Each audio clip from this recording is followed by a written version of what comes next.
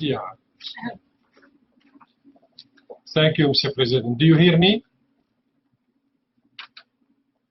Yes, we hear you. Thank you so much. In our previous statements, Mr. President, addressing the Council, we used to have well-known diplomatic expressions to draw the attention of colleague members of the Security Council to the flagrant foreign intervention in our internal affairs. Thus, we used to describe such an intervention as a raging elephant that destroys everything around.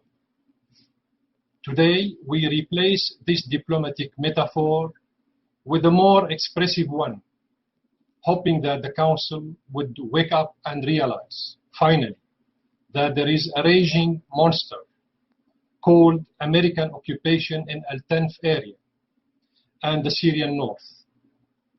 Another Turkish monster infesting in the north, and a terrorist monster strayed in Idlib, supported by some members of the Council. All these areas are Syrian territories, where civilians suffer on the political, economic, and the humanitarian levels. On the top of all these monsters, there is the godfather of all of them, which is the appalling European and American unilateral coercive economic measures. Mr. President, it was not enough for the hostile governments to commit grave violations of principles of the late international law and provisions of the martyred United Nations Charter.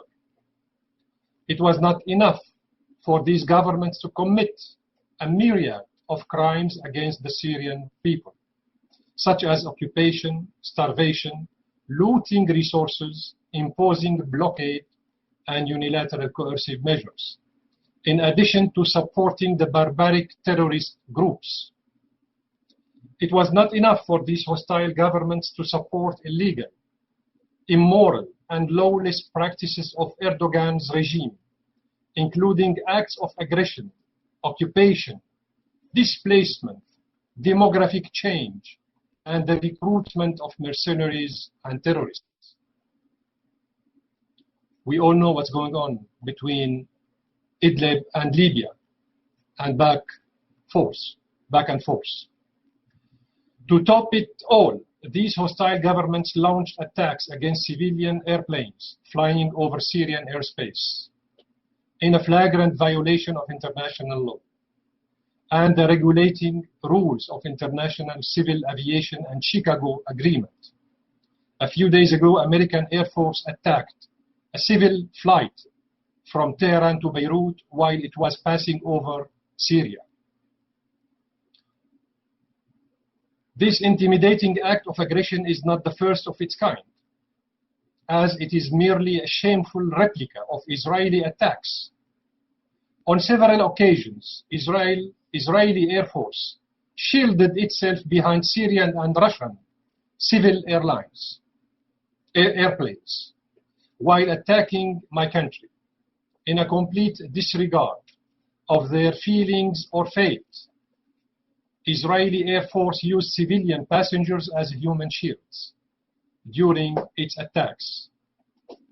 It has also posed a grave threat to international civil aviation, including the Lebanese airspace, that was repeatedly used by Israel to launch its attacks against Syrian territories.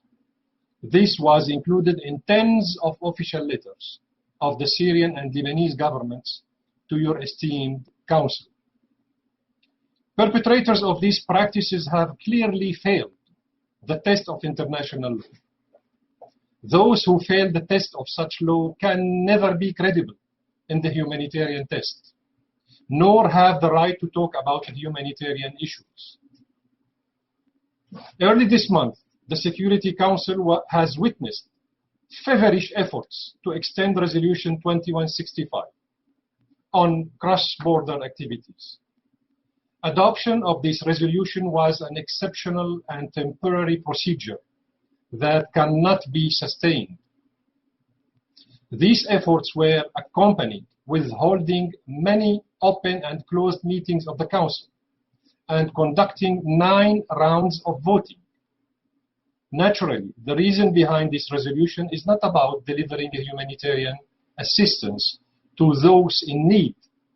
Rather, the real reason is finding pretexts to continue to violate Syria's sovereignty, threaten its unity and territorial integrity, which contradicts the referential General Assembly Resolution 46/182. These efforts aim at creating new facts on the ground through sponsoring terrorist groups, separatist militias, as well as an attempt to sustain American and Turkish occupation.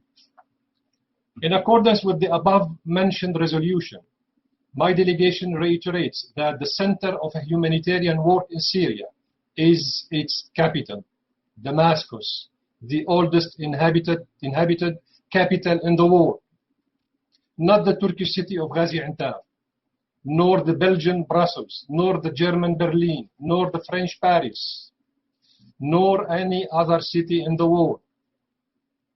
Syrian state institutions, allies, and humanitarian partners are primarily responsible for providing support, services, and humanitarian assistance to Syrians. My delegation stresses the fact that cross-border assistance did not reach civilian Syrians in need. The minimum limit of humanitarian assistance was provided to civilians in order to cover up for using it to support terrorist groups and separatist militias in order to obtain funds and allegiance and to sustain the status quo. You have all heard about a certain indicative incident, and my colleague, UK representative, could confirm what was published in the Dutch newspaper Volkskrant, meaning People's Newspaper, about the British agent James Le Mesurier, founder of the terrorist so-called White Helmets, who stole $50 million from donors.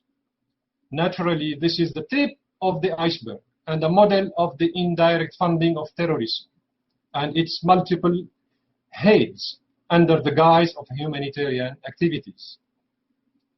Mr. President, OCHA has failed to meet the requirements of humanitarian work, ensure its transparency, professionalism, and non-politicization. This is due to the fact that OCHA has become a tool to implement agendas of some hostile governments and transformed its reports into a platform to promote misleading claims and allegations. I have repeatedly informed you about the situation of the Syrian health sector, which has a huge shortage in medicine, sutures, surgical materials, essential medical equipment, due to the inhumanitarian coercive measures imposed on the Syrian people. These measures even prohibited importing empty blood serum bags. I repeat, empty blood serum bags, while United Nations organizations in Syria refrained from providing these bags, despite the urgent need of them in all Syrian hospitals and medical centers, especially while combating COVID-19. Isn't it shameful? It is. What is OCHA doing about that? Where does it stand vis-à-vis the Secretary General and his special envoy's call to lift the unilateral coercive measures? Still, OCHA claims to have any humanitarian concerns. The delegations of Western countries have hindered any endeavor to include in draft resolution 2533 any reference to the unilateral coercive measures and any demand for the Secretariat to report or even provide information on the impacts of these measures on the daily life of millions of Syrians and their access to basic needs. This position once again proves the falsehood of the allegations made by the delegations of Western countries in this Council when they claim that those measures do not target Syrian civilians and that they provide humanitarian and medical exemptions. Mr. President, those who claim to stand for the defense of the humanitarian issue must consider facts as they are, not in the manner portrayed by their agendas that are by definition hostile to my government. In this context, let me quickly recap the following points in connection to the efforts exerted by my country regarding the humanitarian situation. 1. On 14th of April 2020, my government informed the United Nations of its approval to facilitate the delivery of a humanitarian aid convoy to Al-Atarib area and its surroundings in northwestern Syria. Today, 100 days after that approval by the Syrian government, OCHA has not taken any steps to carry out the delivery of this convoy. Thank you, Mr. Lecoq. 2. The Syrian government has facilitated the delivery of a WHO medical aid shipment by road from Latakia to northwestern Syria. A second shipment, which was in Iraq for a while, also arrived recently in Syria, after the Syrian government facilitated its transportation by air from the Iraqi airport in Erbil to Damascus International Airport, and was subsequently transported by road to the Kamishli area in northeastern Syria. This refutes any allegations about the inability to deliver cross-line aid to all parts of the Syrian Arab Republic. 3. The Syrian government informed OCHA of its ability to work from inside Syria and use the official approved crossings, including Al-Bukamal crossing with Iraq and Nasib crossing with Jordan, together with Aleppo and Kamishli airports, to enter humanitarian aid. This negates any need to work across borders or even the need for a Security Council resolution. However, OCHA did not take any measures to make use of this approval. Mr. President, my delegation reaffirms the content of the official complaint lodged by the Syrian government on the 31st of May 2020 to both the Secretary General of the United Nations and the President of the Security Council against the practices of some of the governments of member states, particularly the United States, the UK, France, and Turkey, especially regarding the unilateral coercive measures imposed by these very same countries on Syria and other developing states, in addition to the illegal occupation of our land and the suppression and deliberate killing of our citizens. We are still awaiting the formal response to this complaint after 3 months. In this context, we regret that the spokesperson of the Secretary General repeatedly refused to answer a question that he was asked 3 times about what the Secretariat had done in response to the Syrian complaint. Thank you, Mr. Chairman.